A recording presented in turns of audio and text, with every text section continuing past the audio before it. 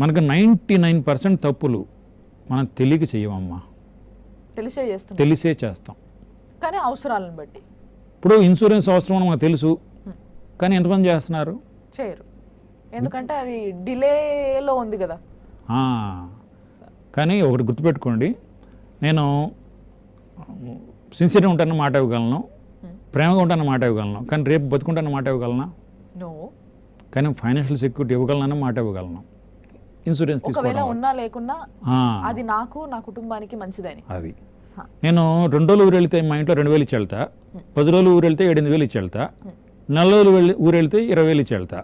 పర్మనెంట్గా పోతే ఎంత ఇచ్చిపోవాలి? అదే ఇన్సూరెన్స్. ది గ్రేట్ లైన్ అనుకోవచ్చు సార్ ఇది నిజానికి. ఎందుకంటే ప్రేమ అనే దాన్ని ఎక్స్ప్రెస్ చేయడానికి మళ్ళీ డబ్బే కావాలని ఇందాక మాట్లాడుకున్నాము, కానీ దట్ ఈస్ ఈక్వల్ టు అన్నది ఆన్సర్ రాలేదు, ఇప్పుడు వచ్చింది. చూసారు కదా, ఆ ప్రేమని ఇప్పుడు మన తల్లిదండ్రులన్నా ఎవరన్నా, మన తల్లిదండ్రులకి మనమన్నా, లేకపోతే కోడళ్ళు కొడుకులు ఎవరు ఉంటారో మన తర్వాత మన ఇంట్లో మన పిల్లలు, వీళ్ళందరికీ మనం ఏ తీరుగా మన ప్రేమను అందించగలుగుతాము అని అంటే ది బెస్ట్ థింగ్ అంటే ఇదే అనమాట. మనము ఎప్పుడు పోతామో చెప్పలేము, కానీ మనము ఆదా చేసిన దాంట్లో, మనం పాలసీలు తీసుకున్న దాంట్లో, పాలసీ అంటే ఈ పాలసీ ఆ పాలసీ నాకు తెలియదు, నాకు అవన్నీ సంబంధం లేని విషయాలు, కానీ మనము ఏదైతే ఎన్కేసి మన సెక్యూరిటీ కోసం అని ఏదైతే పెట్టుకున్నామో ముందు ముందు, అదే ఆ లాస్ట్ 20 years కోసం, అవి మనం ఉన్నా లేకున్నా, అనుభవించినా అనుభవించకున్నా, అనుభవిస్తే ఓకే హ్యాపీ, మనము హ్యాపీగా ఉన్నట్టే కదా, మనమన్నా సుఖపడ్డాం. లేదు కాదు కూడదు అని అంటే మన నెక్స్ట్ జనరేషన్ అన్న హ్యాపీగా ఉంటుంది. సో అక్కడ అంతకన్నా మనశ్శాంతి ఉంటుందా ఆ ఆత్మకి? అంతేనా సార్? అంతే అంతే. సో మీరు గుడికి అలవాటు ఉందా మీకు? సార్ తప్పకుండా. గుళ్ళకి వెళ్తే ఎంతసేపు ఉంటారు?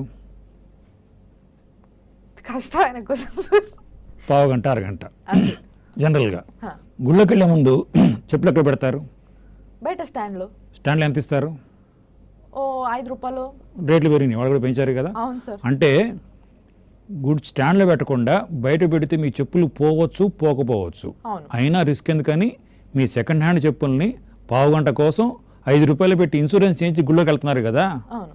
మరి సెకండ్ హ్యాండ్ చెప్పులకి ఇన్సూరెన్స్ చేయిస్తున్నారు కదా, మరి మనకి ఇన్సూరెన్స్ అవసరం లేదా కదా?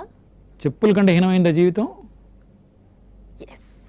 ఆలోచించాలి, ఇది నిజంగా ఆలోచించాల్సిన అవసరం లేదు, ఆన్సర్ వచ్చేసింది డైరెక్ట్గా. కాబట్టి మనం మన కోసం సంపాదించాలి, మన వాళ్ళ కోసం సంపాదించాలి, ప్లానింగ్ కావాలి. Insurance basic need. మనకు తెలిసిన వాళ్ళు ఎవరన్నా చనిపోతే ఫస్ట్ వాళ్ళు ఏడుపు తగ్గని అడిగి ఫస్ట్ క్వశ్చన్ చేయించారా ఇన్సూరెన్స్ అడుగుతారు.